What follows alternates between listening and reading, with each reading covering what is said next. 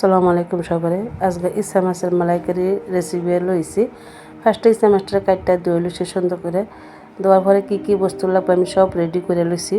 তারপরে ইসা মাছটির অল্প হালদি দিই আর নিমখ দিই আধা ঘন্টা লেগে মেরিনেট করে রাখছি। তারপরে পেঁয়াজ, কাঁচামরিচ, পিস্তা বাদাম, কাজু বাদাম, আদা, রসুন, বিলাহি দিয়ে একটা পেস্ট বানাই লইছি।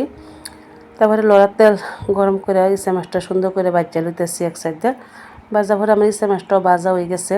তারপর লড়ার তেল দিছি, গুঁড়া জিরা, তেজপাতা, গোলমরিচ দেয়রা।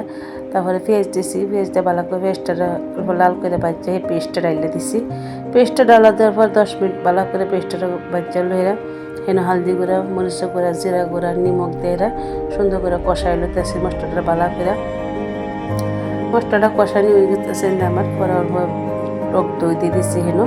দই দেওয়ার অল্প চিনিও দিছি হেন, যেহেতু টক দই দিয়েছি অল্প চিনিও দিয়ে লাগছে আমার। চিনি দেওয়ার আমার মশলাটা কষানি হয়েছে, আমি ইসা মাছটা ডাইলে দিছি। ডাইলে দেওয়ার ভালো করে আবারই মশলার লগে ভালো করে কষাই লইন, গরম পানি অল্প দিয়ে 10 মিনিটের লেগে ডাইকে থই দিছি আমি। তারপর আমুল বাটার অল্প দিছি ইয়ার মধ্যে, তরকারিটার মধ্যে দেওয়ার পরে আমি আবার গরম মশলা দিছি। গরম মশলা দেওয়ার পরে আবার 10 মিনিট ডাইকে দিছি। তারপরে ওটা ধনিয়া পাতা দেওয়ার পরে আমার ফাইনালি ইসা মাছের মালাইকারিটা হয়ে গেছে ফাইনাল লুক। আশা করি সবাই ভালো হয়েছে। ভালো লাগলে লাইক করুন, শেয়ার করুন। আসসালামু আলাইকুম।